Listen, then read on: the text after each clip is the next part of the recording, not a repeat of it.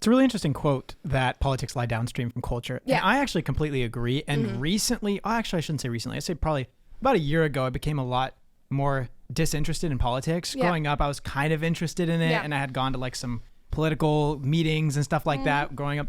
And then you're laughing.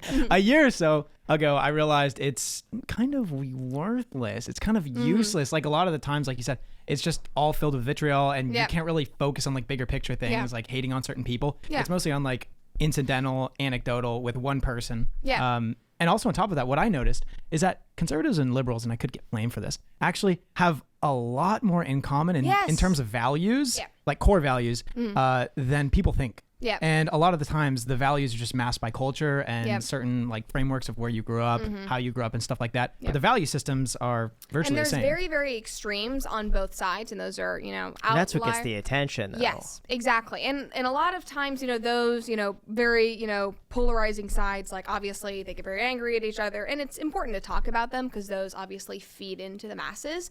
But I think if you find like commonplace people on the street, they will have things in common. And I think they get pulled in either direction, and they feel like they have to have allegiance to like, okay, this really intense, crazy side, this really intense, crazy side. And I think it's important to show people that it's like, it's okay to have common sense. If I could say that like I could boil down my content into like one word, it would be common sense. And it's like, I just want to have a place where you can, laugh, where you can feel like the world isn't too crazy on either side. You know what's funny? That could be your second channel. We were talking about this earlier. Oh, yeah. Common Sense with Brett Cooper. There you go. Yeah, that's It's in the good. comment That's section. clever. Yeah. Sense. Yeah. That works. You're welcome. I'm That's coming really up with good, so many man. great Yeah. ideas. I know, he's been like, Yeah, popping them off that's all good, day, man. guys. Even Yeah. for the sponsor earlier, I'm like, you gotta get a sponsor. Yeah. Exactly. But no, and I think that that's something that a lot of people are missing these days, because that isn't inherently political. And I think what you were saying about it being worthless is that, especially as a young person, I mean, you probably relate to like Gen Z. There's a reason why we feel so hopeless all the time. Like the world is just filled with fear porn.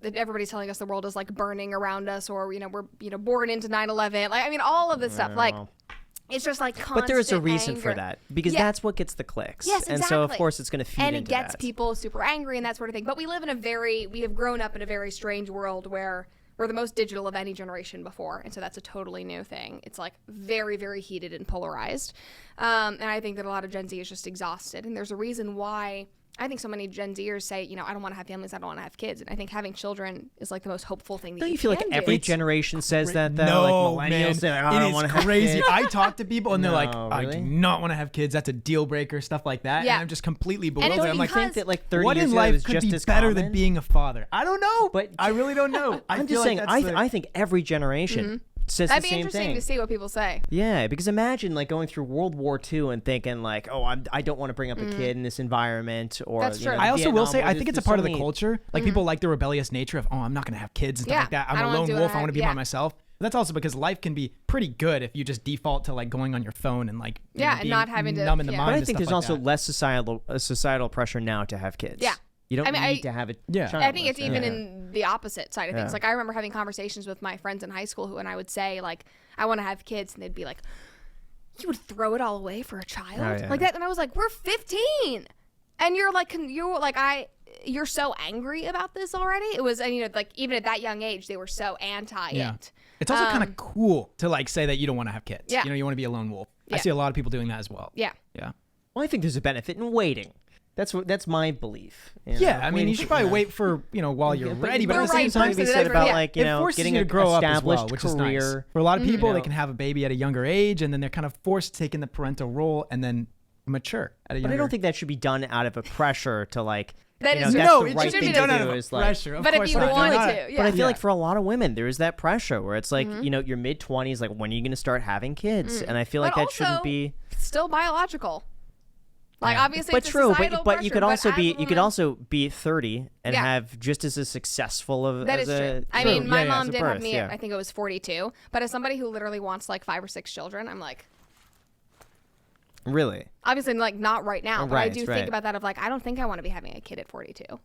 And so I'm like, It's kind of a tough thing because you think you want to have it at like, 24, 25, 26. Yeah. But because you want to be young while your Yeah. kids are like growing up, you play catch with them and stuff like that. Your doesn't shoulders sound don't hurt. appealing to me at But all. at the same time, you want to be able to enjoy your 20s. So I don't exactly. know. You gotta It's a find tough the situation. balance. I think though, when you have a kid, at least what I'm hoping for, who knows if it's actually like this, that just everything in your life becomes so much better.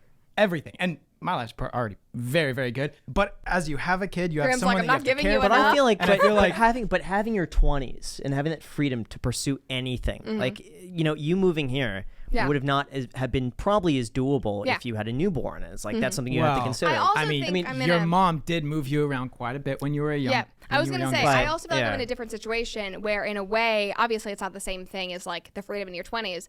But I feel like I've experienced a lot in my 21 years, where it's like I've literally moved all over the country. I've traveled internationally. I've had multiple careers at this point. It's like, all right, cool.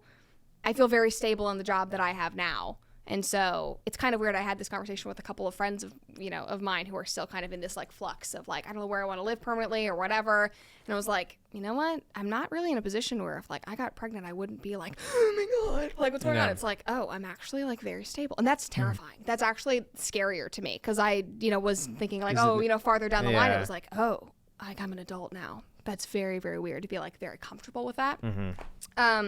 But no, but I definitely think for women, like obviously it is, societal, but for me at least it is biological because I had, my brothers were 12 and 14 years older than me. My mom had me when she was 42. They had a totally different relationship with my grandparents than I did because my grandparents were young, super fun. I barely saw my grandparents growing up because they were older. They were moving into assisted living. They didn't want to deal with like I have one cousin that's closer to my age.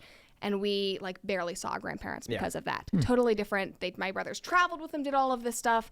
And I remember growing up being like, I don't want that. Like, I don't want my parents to be tired. I don't want my, grandparents to be, I don't want my kids to have that experience. But it all goes back to how my you're mom raised. was 38 when she had me. Okay. So for me, that just seems kind of normal. Yeah. And it seems like, at least from my perspective, you pursue everything that you want to do, Yeah. On your own, have that freedom, go and travel the world, like have those experiences. And then once you've done those, then it makes sense, I think. Do you think you would still like travel the world and do that kind of thing with kids? Probably not. No. I'm very set. Like You're like, I'm ready to settle. Yeah, well, even for me, traveling is just like it's not something I necessarily look That's forward crazy. Okay. That to me is It's crazy, a hassle. I man. love just No. like being home. I will Okay. say, It's, okay. like, comfortable. I and, do like, agree with that. I don't Yeah. like menial traveling.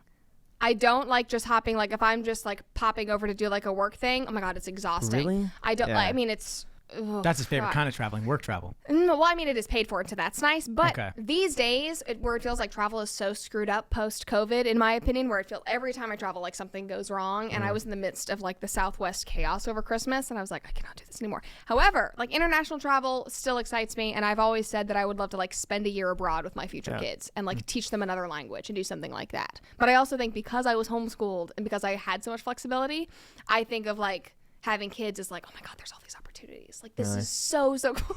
See, for me, I want to do van life with Macy Okay. and just travel the United States in a van. I'd love to take the iced coffee hour on Okay. the road. Like at some You point, ready I think to it would move be into a van? get an RV. I wouldn't be opposed to it. Here's the thing: I'm a very open-minded guy. Like Okay. anyone can pitch me anything. I'm like, sure, why That'd be not? Let's so see what much fun. happens. So I would be I wanna down do- for that. Test it out for a year I or want to so. do van life. You can have the That's bunk. the one thing. I could have the bunk. Yeah, But I would- it's crazy Sounds though. But comfy. even like having a dog makes Yeah. things difficult because you can't necessarily sure. take the dog everywhere you go. Having a cat easier, but having a reef aquarium is probably the most limiting thing for me. I can't laugh. believe. we Here's bringing the it thing: back? he wanted it so badly. This reef How aquarium, big is and this?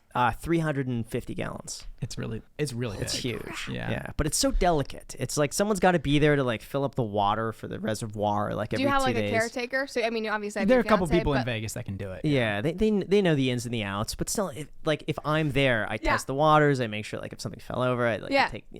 I keep it pristine. Yeah. So leaving that for more than a week at a time is Yeah. difficult. So that's So then thinking about kids, obviously. I that can't seems I can't do that van life. Yeah. And are you gonna take the reef aquarium with you? No, I wish I could.